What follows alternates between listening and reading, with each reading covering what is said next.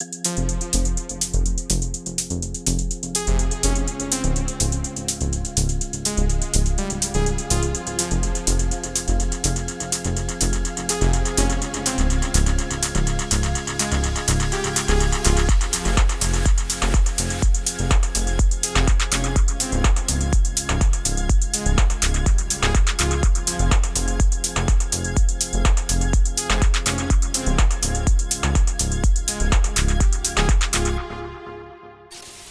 everyone, Julian. Hoopla!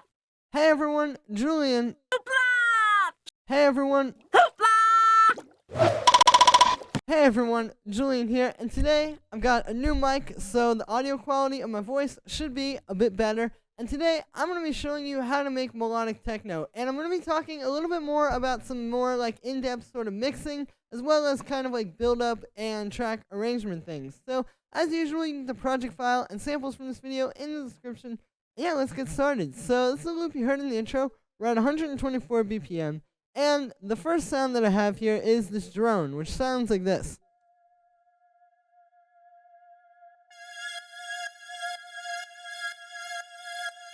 This is playing throughout the track. Basically, it plays like in this little breakdown area, and then what it's doing is it's filtering up, and then when it gets to here, the filter is all the way up. So you can kind of hear this like builds throughout here. And this is the first of those sort of arrangement tips I was talking about, is like having things build like this. And it may seem kind of obvious, but you really need to think about like every element of your track. Like oftentimes when I used to, like when I was kind of a beginner, or what I see a lot of times with beginners is like when you go to make like a build or kind of make your track sort of flow more by having things build into each other, a lot of times people just think, oh, let me just add like a big white noise build, or let me just add a big riser or something like that. But even like with your little background elements like this, you still want to do something to kind of work towards that goal. Like it's not just having something in there that's making everything build, it's making everything build by having everything kind of build, if that makes any sense. So that's the purpose of this little filter sweep. So the way that I made this sound was using analog. I'll show you the notes first, actually. It's just playing this F minor chord. That's the key we're in. It's a dyad, meaning a chord with only two notes. You can see we've got F and then G sharp, the third of F minor here. And then I've got the G sharp up an octave. So that's how you hear that kind of big, like, sort of like space between the notes. So, like I said, the way that I made this sound was using analog. We've got a saw wave, and then I've got a square wave as well. You can see the saw wave is detuned a little bit, and on the square wave, I've got the pulse width, and then that's being modulated with this LFO too, so it's just kind of moving it back and forth, giving it a bit of motion. And then I've got that going into a low-pass filter. Like I said, the low-pass filter is just filtering up during this sort of breakdown here. And yeah, then after that, I've got a bit of vibrato and just some unison inside of analog. Kind of give it a bit more flavor and make it a little bit more interesting, because it can be kind of boring when you just have like a saw wave and a pulse wave on their own. But when you add stuff like this, you can hear it really helps to bring it to life and give it more character. So then after that, I've got a bit of chorus. You can see it's set like this, just giving it a bit more kind of space and dimension. And then we've just got some reverb to give it even more space, and to give it that kind of like reverby texture a little bit as well. Like if I turn this dry wet, or if I just turn the reverb off actually, it sounds very like synthy. When we add the reverb back in, you can hear it has like that cool kind of like reverby, spacey texture. And then I just have a compressor sidechaining into the kick and an EQ8 cutting out the low end. So the next sound we have here is the lead that plays throughout the track, and that sounds like this.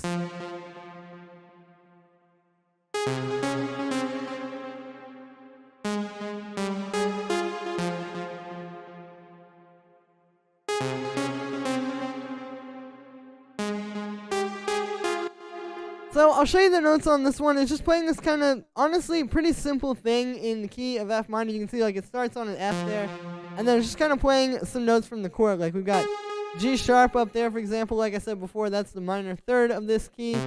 We've got C. You know, it's a pretty simple kind of melody, and what this is doing is it's just kind of playing throughout the track. It's meant to be more sparse. I was going for kind of like a Tale of Us type of vibe with this one, where while everything else is kind of building up in this little breakdown here, you're also getting this lead kind of coming through and just sort of weaving throughout it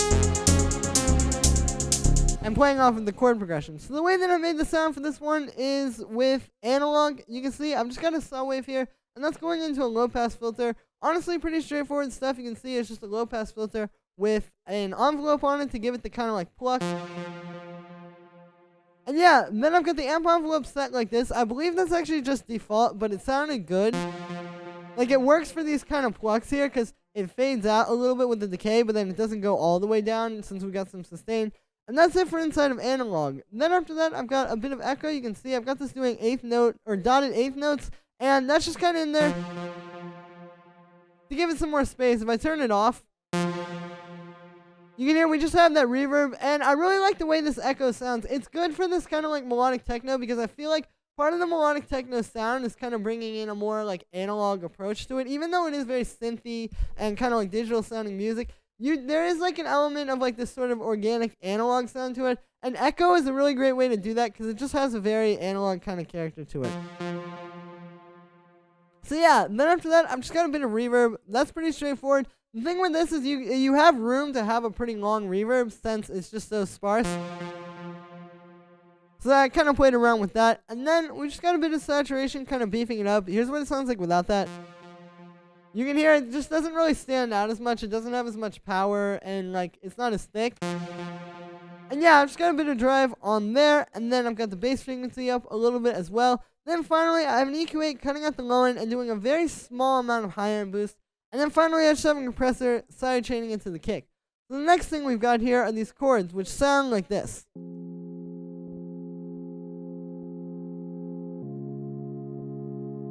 So these are really simple. It's just this chord synth that I made with analog. This is playing the chord progression, which is just F minor and then C sharp major. Pretty simple. The only thing that I've done here is you can see I've taken the thirds in the case of F minor, the minor third, and in the case of C sharp major, the major third, and I've just put those up in octaves. So just like that. And what this does is it helps us spread it across the keyboard. I did a similar thing with the drone. So yeah, nothing too crazy there. So for the sound on this one, I made it with analog. We've got a square wave, and that's going into a low pass filter, which is being modulated or being automated in the intro. You can see it still doesn't open up that much.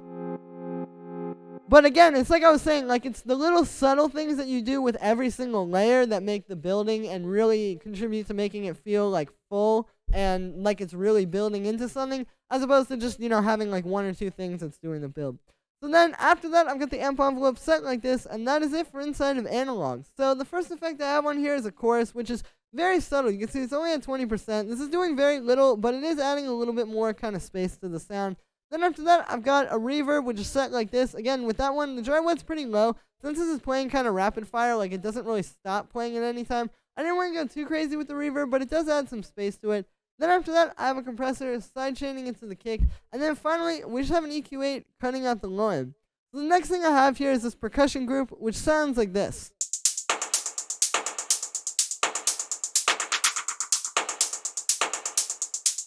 So basically what I have here is I have all the different like percussion sounds, basically every drum besides the kick in this group, and then they're all being processed as a group. So the first two things that I will show you in this are these two operator hi-hats, which sound like this.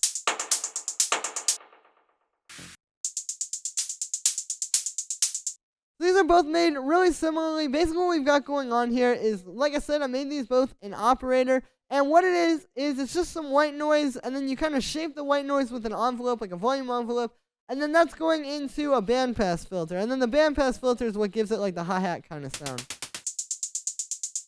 So I've just got like this closed hi-hat, and then I've got this open hi-hat.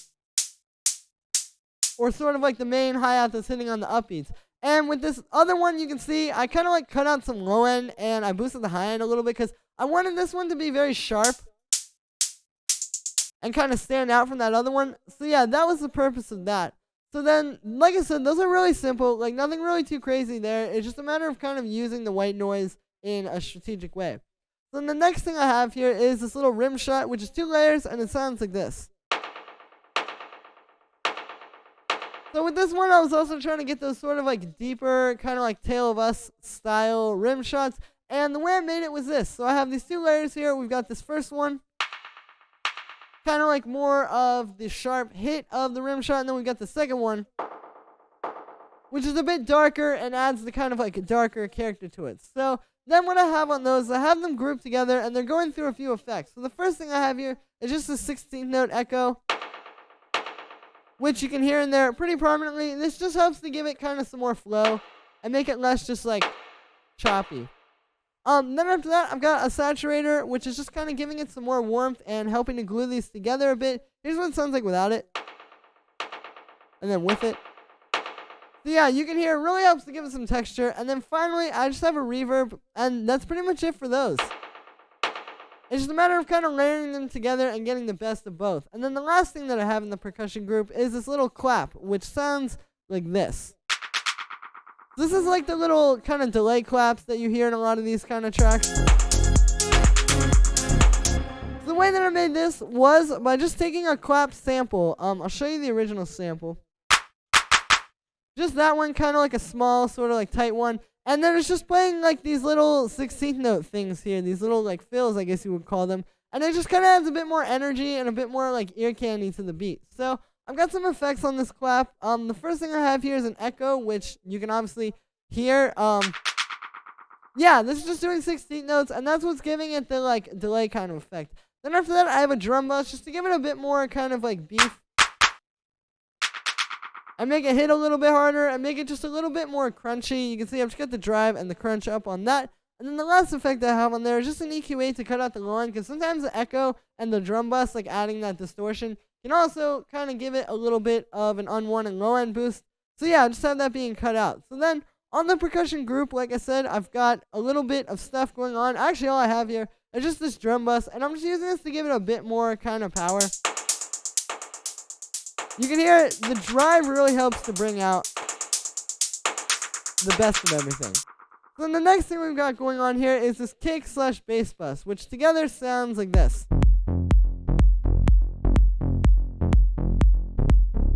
So like I said in this one, I wanted to cover some more kind of advanced mixing techniques, and this is definitely one of them. So you can see, like, with the whole rhythm section, it's basically split into two groups. We have like the percussion, like everything that is in the kick, and then we have the kick and the bass being grouped together. And the reason for this is because you want to kind of process all the percussion similarly, like putting it through this drum bus. But if I bring this kick in there, you'll hear it just doesn't really sound as good as it does when you have the kick being processed at the same time as the kick. So that's really as the bass, excuse me. So that's really the purpose of that, but that's definitely a good thing. Like if you put your kick and your bass together and compress them like I've done here, you can really get a tight sound in the low end, and it really helps to give it that power that you need. That can sometimes be a little bit difficult to get. So I'll show you the individual sounds first. The first thing we've got here is the bass, which sounds like this. This is a pretty simple bass. It's just following the chord progression, and it's playing that sort of like bouncy pattern where it's playing off of the kick. For the sound on this one, I made it with analog. So what we've got here is I've got a square wave, square wave, and then I've got a saw wave, and you can see they're an octave apart, and I've got the square wave turned down a bit. So the saw wave is what you're really hearing, but you can hear that square wave really helps to beef it up on top there. Then after that, I've got a low pass filter, which is set like this. I've got the frequency down pretty low, and then I've got an envelope on that, kind of giving it like a pluck. And you can see also the frequency on the filter is moving very subtly kind of throughout the track. But this is like what I was saying, you know, it's these really subtle details that make it sound like big and make everything sound really together and like one big track. So after that, I've got the amp envelope set like this, just like a little pluck. And then we just got a little bit of unison, and that is it for inside of analog. So then after that, I've got a bit of echo on there. You can see I've got it on dotted eighth notes. And you can hear it's just giving it a little bit more space. It was just a little choppy without this.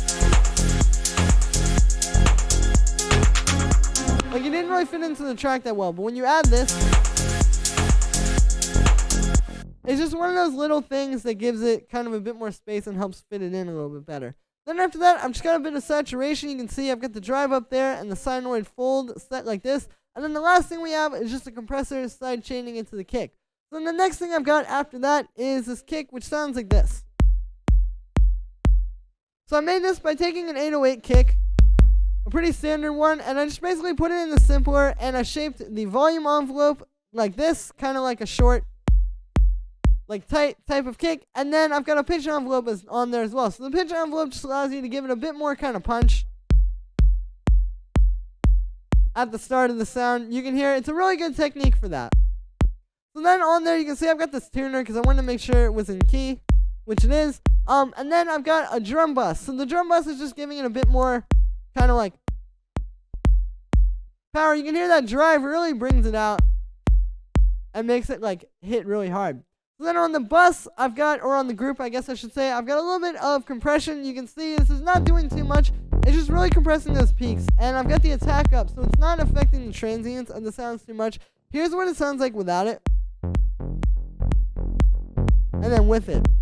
You can hear it's beefing those two things up, and then it's really helping to glue them together as well. So then the last thing that we have here are all these effects at the bottom, which all together sound like this.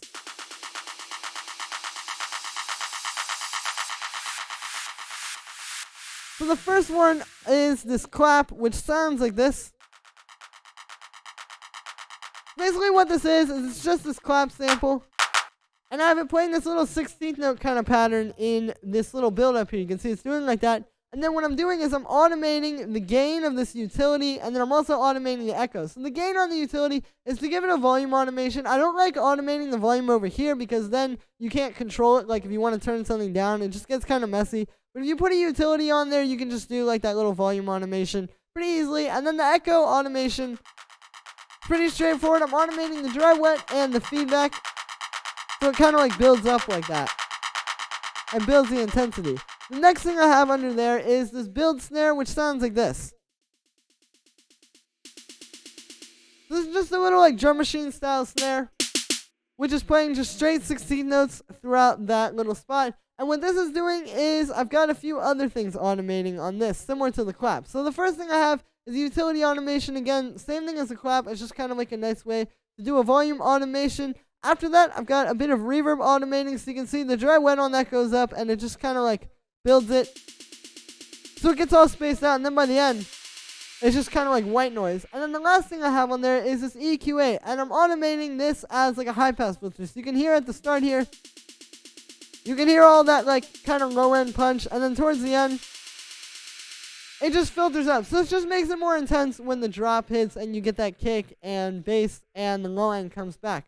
Then the next thing we have here for these effects is this little drop noise, which sounds like this.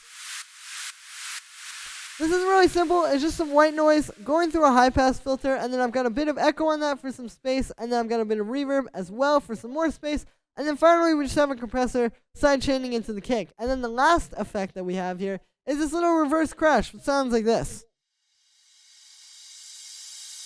And so this is just something really simple to kind of like grab it and carry it through to the next part of the track. So, yeah, like I said, all that is, it's just this crash sample. And then I reversed it. And it helps build the tension there at the end of the build.